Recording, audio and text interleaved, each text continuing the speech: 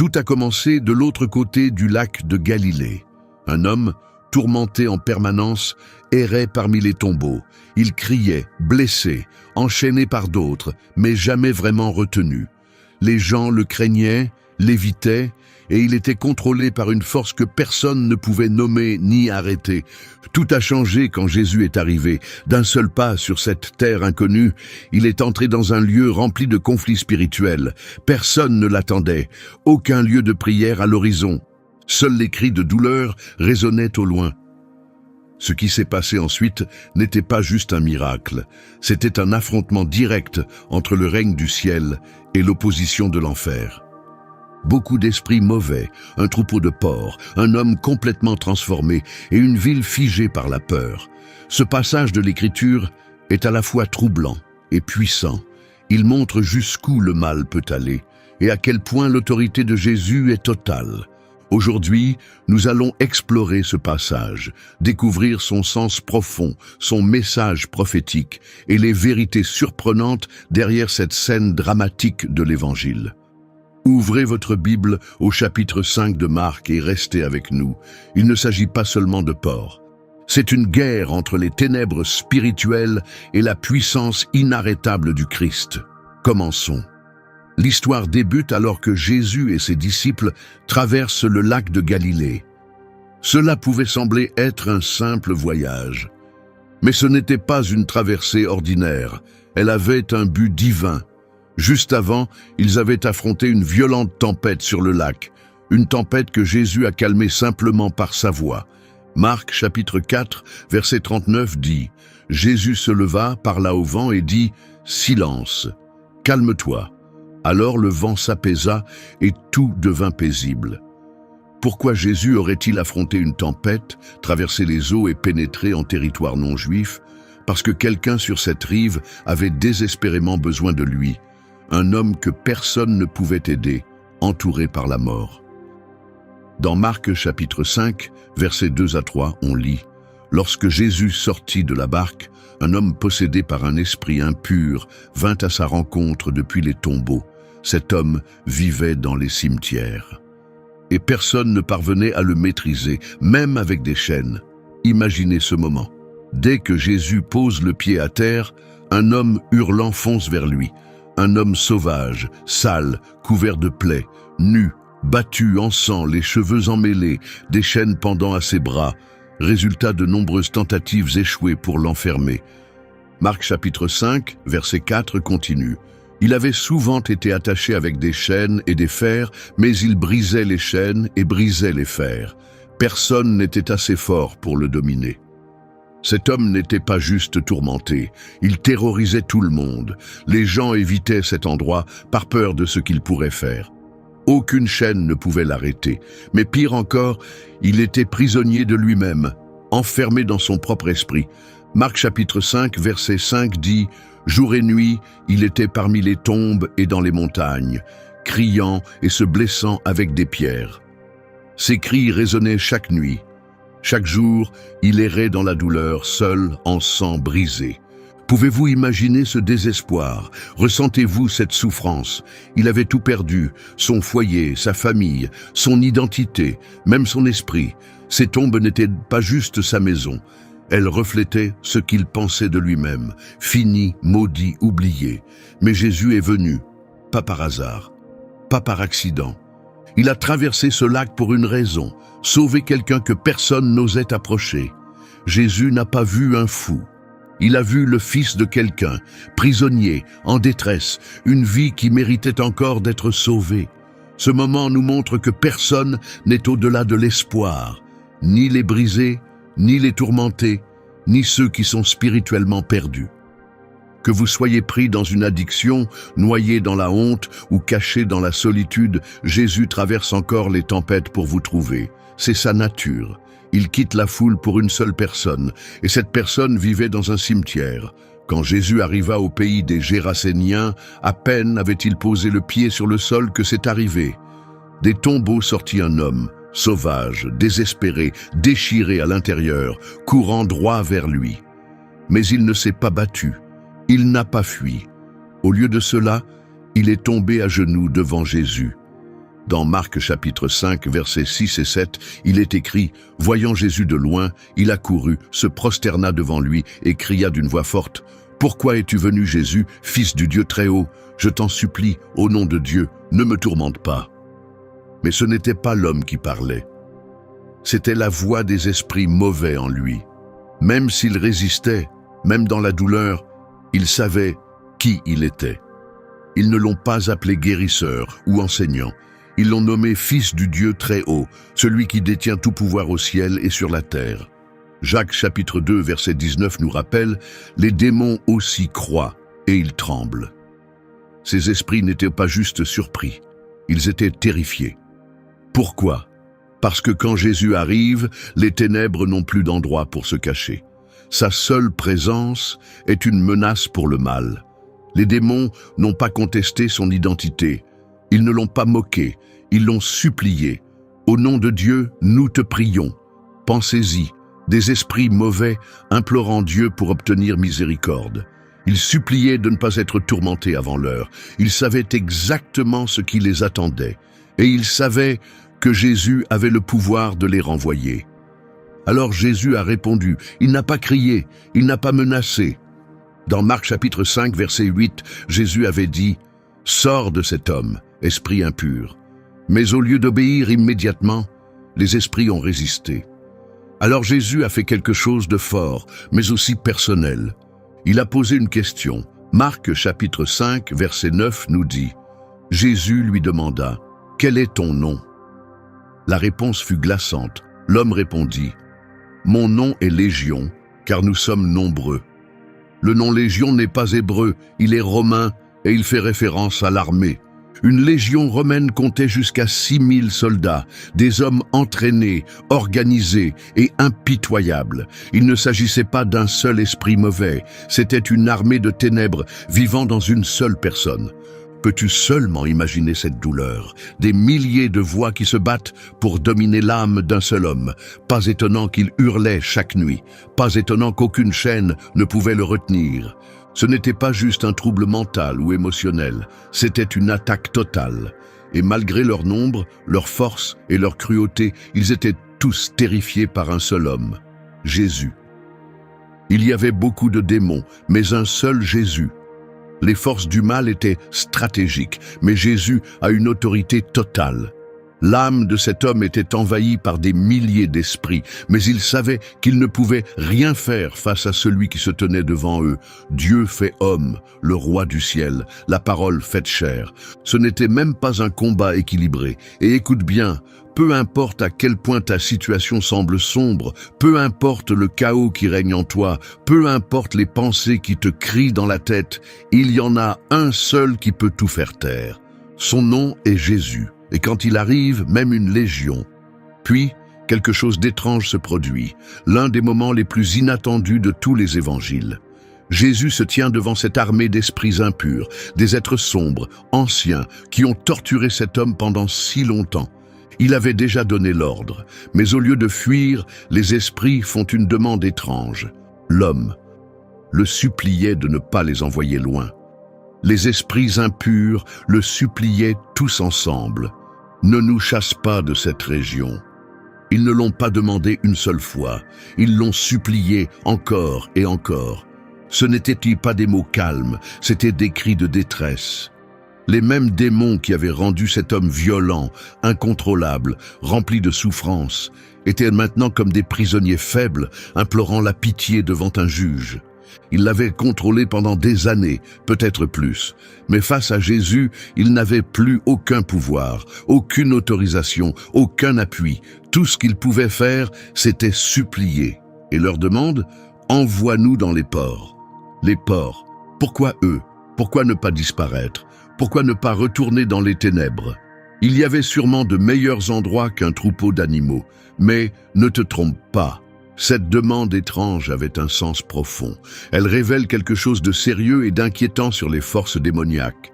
Leurs supplications révèlent 3 vérités, des vérités qui nous aident à comprendre cette histoire et qui nous montrent encore comment le mal agit aujourd'hui.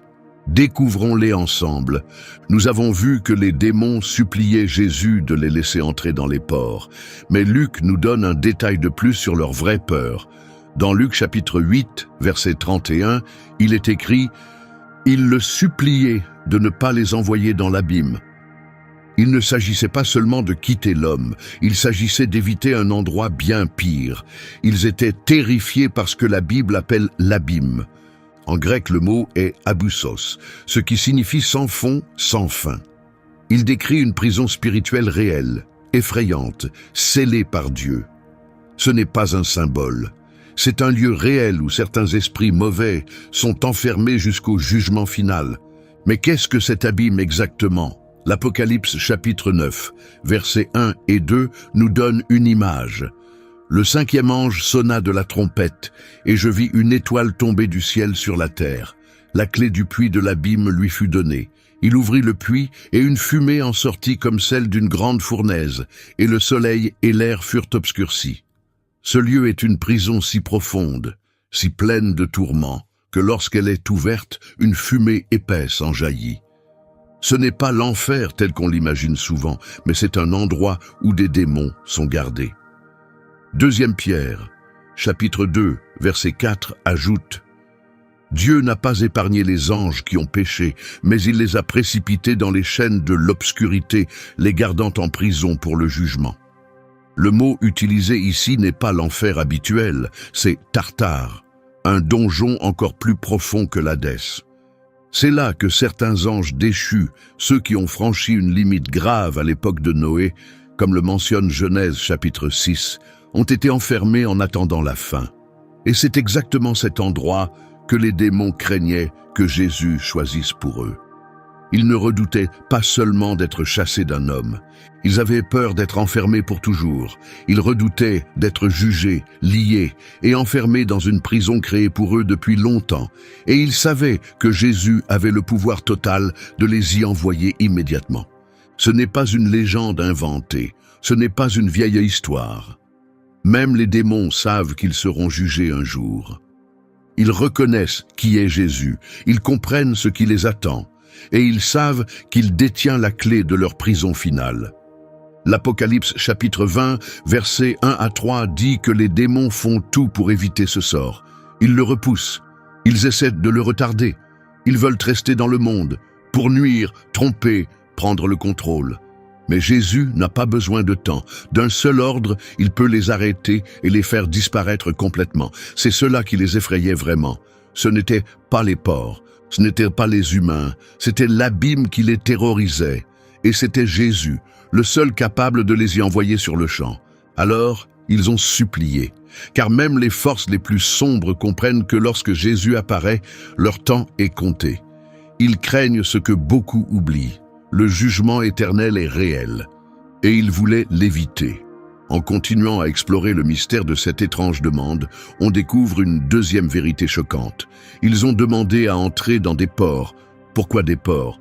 Parce que les ports étaient considérés comme impurs.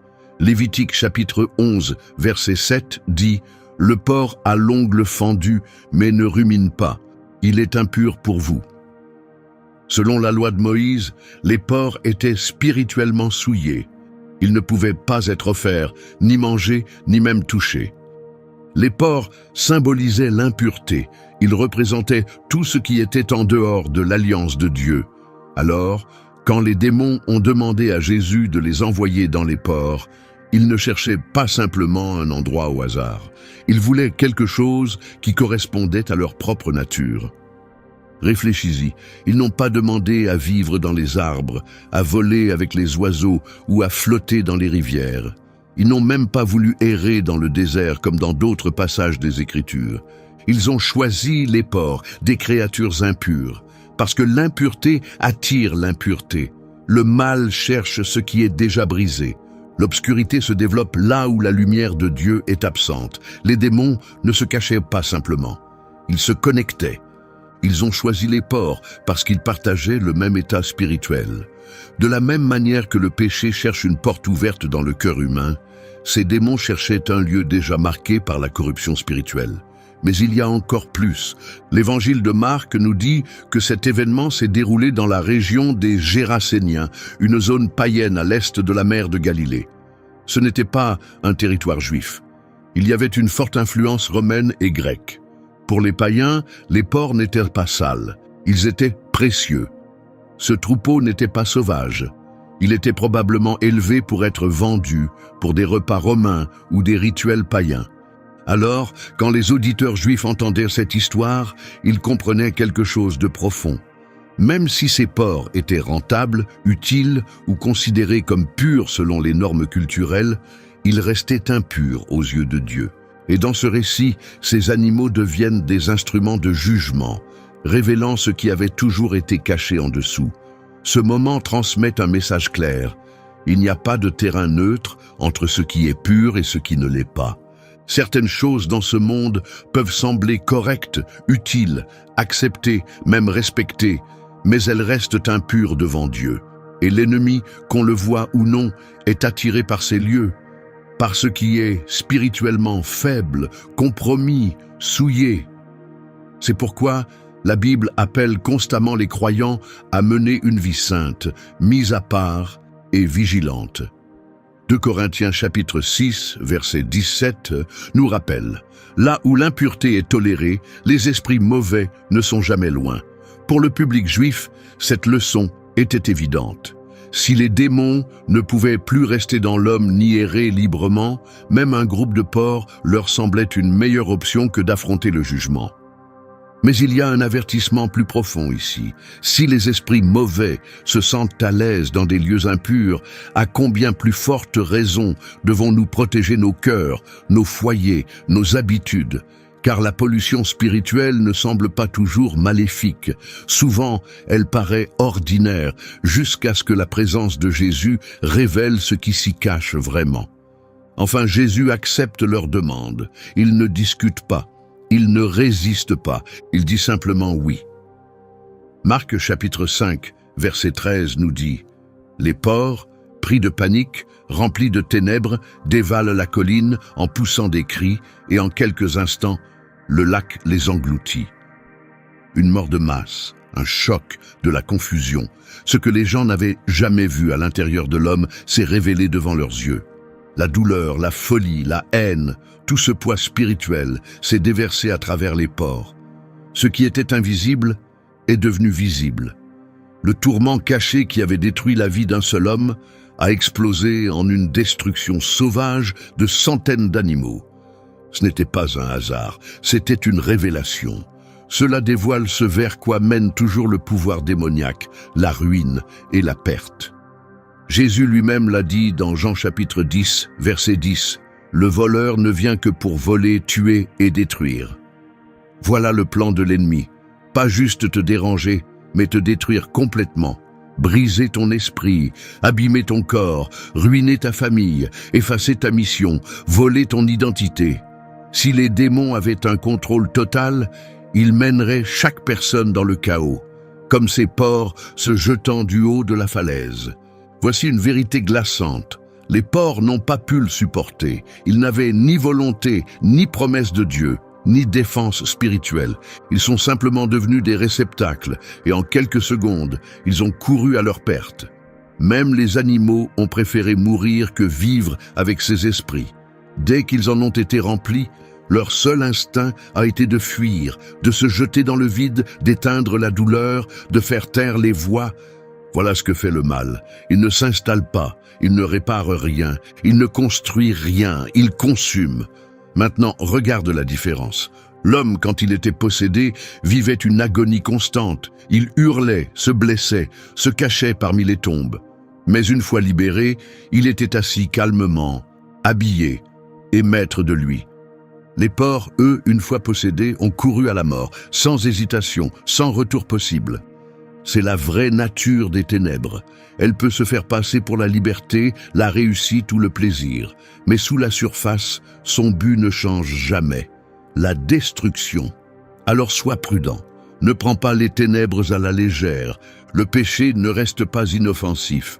Les petits compromis ne restent pas silencieux. Et le mal ne reste jamais sous contrôle. Ce qui te semble anodin aujourd'hui pourrait t'entraîner vers le précipice demain. Proverbe chapitre 14, verset 12, le dit ainsi. Il y a une voie qui paraît droite à l'homme, mais son issue, c'est la mort. C'est pour cela que Jésus est venu, pas seulement pour guérir ou raconter des histoires, mais pour libérer les gens, chasser le mal et sauver ceux qui allaient droit vers la ruine. Car si le voleur vient pour détruire, Jésus dit dans Jean 10, 10, « Moi, je suis venu pour donner la vie, une vraie vie, pleine et débordante. » Et c'est exactement ce qu'il a donné à cet homme parmi les tombes. Une vie délivrée de nombreux démons, parce qu'un seul sauveur s'est tenu entre lui et la destruction. Les esprits mauvais étaient partis, les porcs s'étaient noyés, et enfin, l'homme était libre. La nouvelle s'est répandue rapidement. Les gardiens du troupeau ont couru, hors d'haleine, jusque dans la ville et la campagne, racontant à tous ce qui s'était passé, non seulement la perte des animaux, mais surtout le changement total de cet homme que tous craignaient autrefois. Marc 5h15 nous montre le résultat, calme, lucide, guéri, plus de voix dans sa tête, plus de douleur, plus de chaînes. Ce que l'isolement, la peur et les liens de fer n'avaient jamais pu accomplir, Jésus l'a fait en un instant. L'homme que tout le monde évitait, que personne ne pouvait aider, que la communauté avait rejeté, Jésus l'a sauvé. Voilà la vraie liberté. Pas simplement un changement de comportement, mais une nouvelle personne, de tourmenté à entier, d'enchaîné à assis dans la paix, d'abandonné à restaurer. Mais ensuite, survient une réaction inattendue. On pourrait croire que les gens allaient se réjouir. On imaginerait qu'ils seraient heureux que l'homme soit guéri. Mais au lieu de cela, ils ont eu peur, non plus de l'homme, mais de Jésus. Marc 5,17 nous dit « Alors ils le supplièrent de quitter leur région. » Ils n'ont pas demandé d'explication. Ils n'ont pas cherché à comprendre. Ils voulaient juste qu'il parte. Pourquoi? Parce que la liberté a un prix. Ces porcs, plus de 2000, avaient disparu. Ce n'était pas juste un troupeau, c'était un revenu, une sécurité, ce à quoi ils tenaient. En libérant cet homme, Jésus avait bouleversé leur monde. Il avait renversé leurs priorités. Il leur avait montré ce qui comptait vraiment, et ils ont compris. Ils préféraient garder leurs démons plutôt que perdre leur profit. Ils préféraient vivre avec l'obscurité familière que d'accueillir la lumière qui dérange. C'est une vérité difficile. Certains ne rejettent pas Jésus parce qu'ils doutent de lui, mais parce qu'ils savent qu'il est réel. Ils sentent sa puissance, ils reconnaissent son autorité, et au fond d'eux, ils savent, s'ils restent, tout devra changer. Leur mode de vie, leurs choix, leurs attachements, leur confort. Au lieu de l'accueillir, il lui demande de partir, non parce qu'il a échoué, mais parce que sa réussite était trop grande. L'homme qui vivait parmi les tombes n'avait plus rien à perdre, alors il a accueilli la liberté. Mais ceux qui vivaient à l'aise dans la ville avaient beaucoup à protéger, alors ils l'ont repoussé. Même aujourd'hui, Jésus apporte la paix à ceux qui souffrent et provoque un réveil chez ceux qui dorment dans le confort. La vraie question est: allons-nous l'accueillir ou le repousser? La foule a ressenti la peur. Les habitants ont supplié Jésus de partir, tandis que l'homme libéré de nombreux démons le suppliait de l'emmener avec lui. Et honnêtement, qui pourrait le blâmer? Jésus l'avait sorti d'un cauchemar, rendu sa lucidité, restauré sa valeur, et peut-être pour la première fois depuis des années, il se sentait à nouveau humain. Tout ce qu'il voulait, c'était rester près de celui qui l'avait sauvé, ne jamais quitter cette présence qui avait brisé ses chaînes. Mais Jésus a refusé, non pas par manque d'amour, mais parce qu'il y avait un plus grand but. Dans Marc chapitre 5, verset 19, Jésus dit « Non, retourne chez toi, auprès des tiens, et raconte-leur tout ce que le Seigneur a fait pour toi et combien il a été bon envers toi. » As-tu remarqué cela? Jésus ne l'a pas seulement sorti des ténèbres, il l'a envoyé marcher dans la lumière. L'homme qui effrayait toute une communauté était maintenant envoyé pour y semer l'espérance. Regarde bien cet ordre. Retourne auprès des tiens. pas dans un temple, ni dans un lieu religieux, mais vers ceux qui connaissaient son passé, ceux qui avaient entendu ses cris dans les tombes, qui se souvenaient du bruit de ses chaînes, qui l'évitaient et parlaient de lui en secret. Va vers eux, car ils ne feront pas qu'écouter ton témoignage, ils verront le changement. Et rien ne parle plus fort qu'une vie totalement transformée. Jésus a pris un homme autrefois dominé par les démons et l'a rendu porteur de compassion et d'espoir. Il ne lui a pas donné de livres à étudier. Il ne lui a pas demandé de formation religieuse.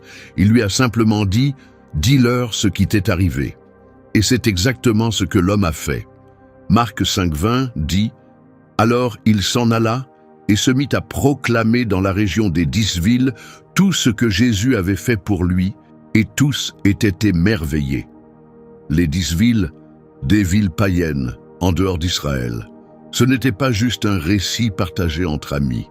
Il est devenu le premier messager auprès des non-juifs, avant Paul, avant la vision de Pierre, avant que l'évangile ne se répande dans le monde entier. Jésus a envoyé cet homme, vêtu, guéri, restauré, dans un endroit qu'il avait rejeté, et le résultat, tous étaient émerveillés.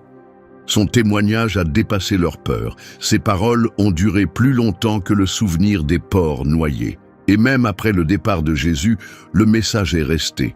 Tout cela grâce à un homme que tout le monde pensait perdu à jamais. Mon ami, c'est ton appel aussi. Tu ne parleras peut-être jamais depuis une scène. Tu n'as peut-être aucune formation, mais tu as ton parcours. Et Jésus te dit la même chose.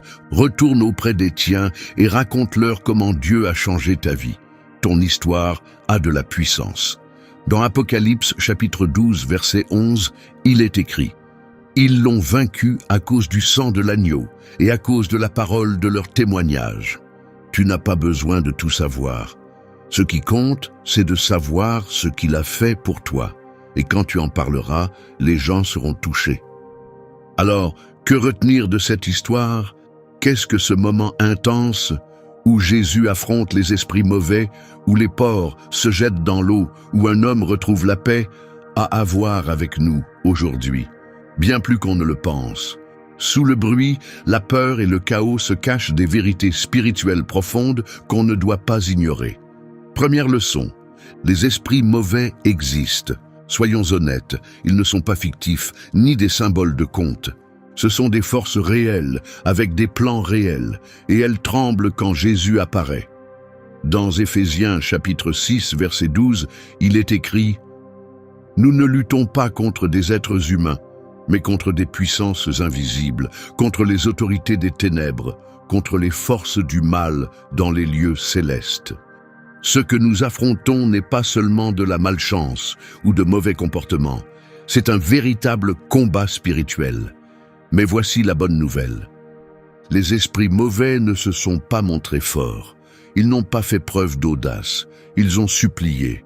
Car lorsque Jésus est proche, ils sont sans pouvoir. Philippiens chapitre 2, verset 10 dit « Au nom de Jésus, tout genou fléchira, dans le ciel, sur la terre et même sous la terre. » Deuxième leçon. Jésus est venu pour libérer les gens. N'oublie pas. Il a traversé une mer agitée pour rejoindre un seul homme. Il n'y avait pas de foule pour l'attendre, pas d'applaudissements, aucune récompense, juste un homme brisé, criant et marqué, caché parmi les tombeaux. Pourtant, Jésus est venu, parce qu'il laisse les 99 pour aller chercher celui qui est perdu, comme le dit Luc chapitre 15, verset 4. Personne n'est trop loin. Aucune obscurité n'est trop profonde, aucun cœur n'est trop brisé. Tu peux te sentir invisible, rejeté ou indigne. Mais si Jésus a traversé l'eau pour cet homme, il fera la même chose pour toi. Troisième leçon. La liberté peut être bouleversante.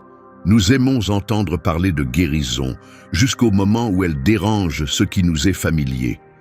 Jésus a donné une nouvelle vie à un homme, mais cela a coûté à cette ville plus de 2000 porcs.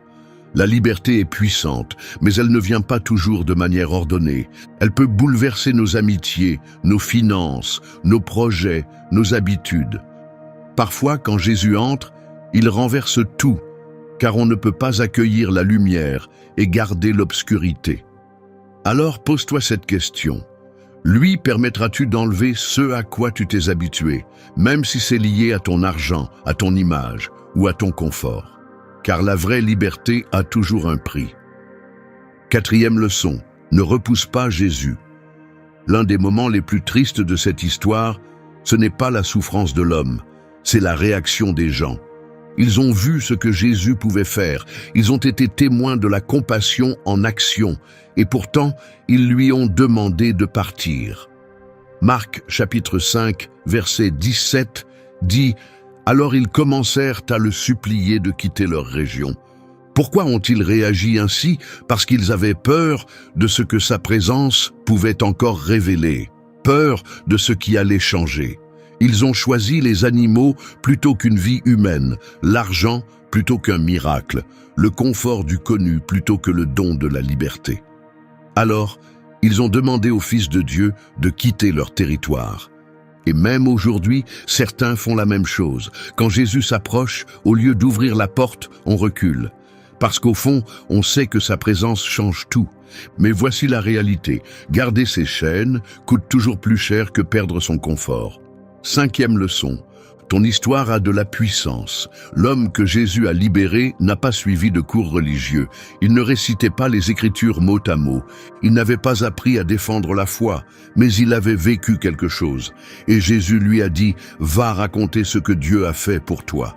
C'est ce qu'on lit dans Marc chapitre 5, verset 19. C'est tout ce qu'il fallait.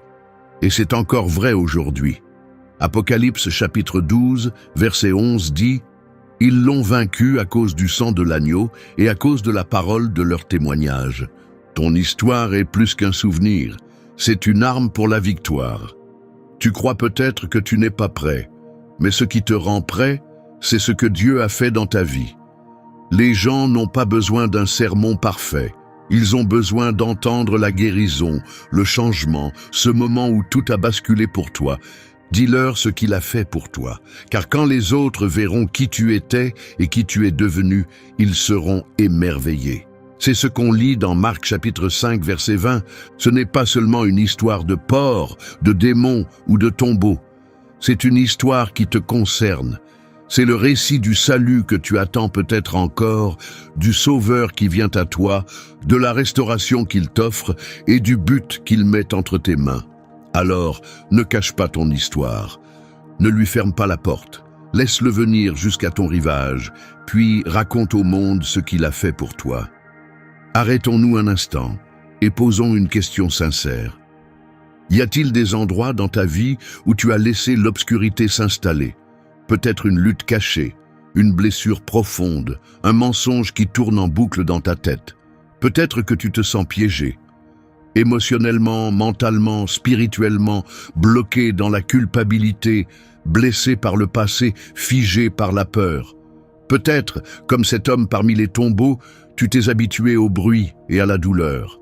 Tu t'es habitué au silence de la tombe. Tu as accepté les mensonges. Tu as commencé à croire que cette brisure fait simplement partie de toi. Mais écoute bien, aucun mal n'est trop puissant, aucun lieu trop sombre, aucune blessure trop profonde, aucun passé trop ruiné pour que Jésus ne puisse guérir. Le même Jésus qui a traversé la mer, qui a réduit une armée de démons au silence, qui a restauré l'esprit d'un homme et lui a rendu sa dignité, il est là maintenant pour toi. Jean chapitre 8, verset 36 dit « Si le Fils vous rend libre, alors vous serez vraiment libre. » Ce n'est pas juste un espoir, c'est une promesse garantie. Tu n'as pas besoin de prononcer les mots parfaits, tu n'as pas à tout réparer avant de venir à lui. Prononce simplement son nom. Romains chapitre 10, verset 13 dit « Quiconque invoquera le nom du Seigneur sera sauvé. » Maintenant, pas plus tard. Ouvre ton cœur, laisse-le entrer dans ta tempête, laisse-le faire tomber les murs que tu as construits, laisse-le enlever l'obscurité qui s'est cachée au fond de ton âme. Tu n'as pas été créé pour vivre parmi les morts. Tu as été créé pour vivre libre, en paix, avec un but. Et quand Jésus te libère, vraiment, ne garde pas cela pour toi. Va et partage-le, car ton histoire pourrait réveiller l'espérance chez quelqu'un d'autre. Si ce message a touché quelque chose en toi, ne passe pas simplement à autre chose. Agis. Like cette vidéo. Pas pour nous, mais pour que l'algorithme permette à d'autres d'entendre cette vérité. Laisse un commentaire et écris avec assurance « Jésus a toute autorité », car tes paroles de foi peuvent allumer une lumière dans l'obscurité de quelqu'un d'autre. Envoie cette vidéo à quelqu'un qui lutte en silence. Tu ne sais jamais qui s'accroche encore, prêt à tout lâcher. Et abonne-toi pour recevoir chaque semaine des messages solides, fondés sur la parole de Dieu. Ce n'est pas qu'une vidéo, c'est une mission, car nous nous tenons à la brèche pour ceux qui sont encore coincés parmi les tombeaux, encore prisonniers des mensonges, encore inconscients que la liberté est possible. Les démons ont supplié d'entrer dans les ports parce qu'ils savaient exactement qui se tenait devant eux. Jésus, le Fils du Dieu très haut, le champion du ciel, la lumière qu'aucune ténèbre ne peut vaincre, celui qui délivre les souffrants. Et il agit encore aujourd'hui. Il traverse toujours les océans, il fait taire le mal, il reconstruit les vies brisées. Tout ce que tu as à faire, c'est de le laisser rentrer. Que la paix soit avec toi et on se retrouve dans la prochaine vidéo.